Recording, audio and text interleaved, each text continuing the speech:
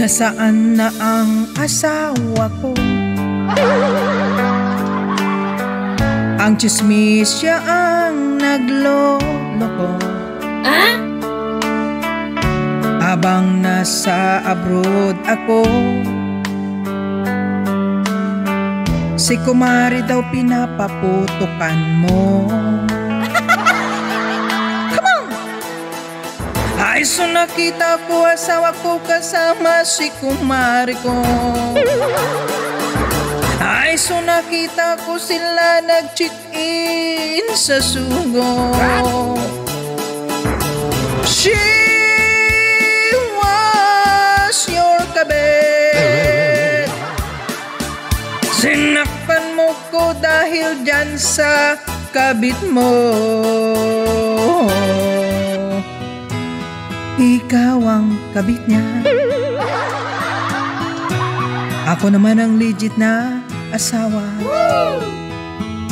Kahit magtago kayo, i-report ko kayo kay Tulfo.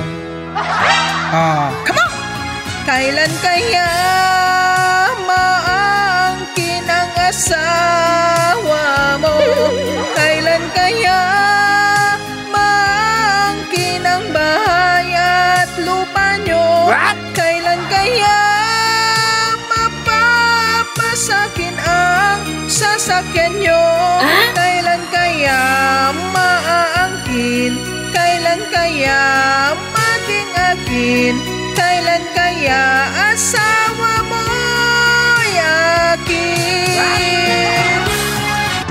Kang asawa mo ay asawa ko rin.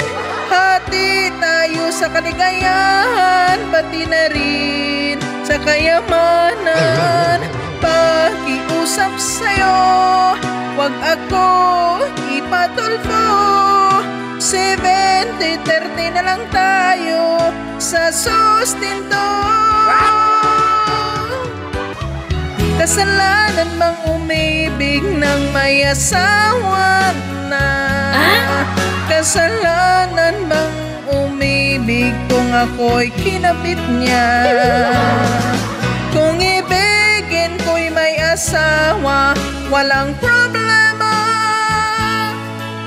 Basta't malaki lang ang sustintong pinapadala.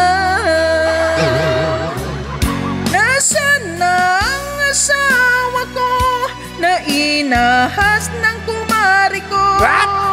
Ang sabi nyo, friends lang kayo, pero tinurutot nyo ako. Ngunit mayroong ebidensya, may CCTV sa sugo.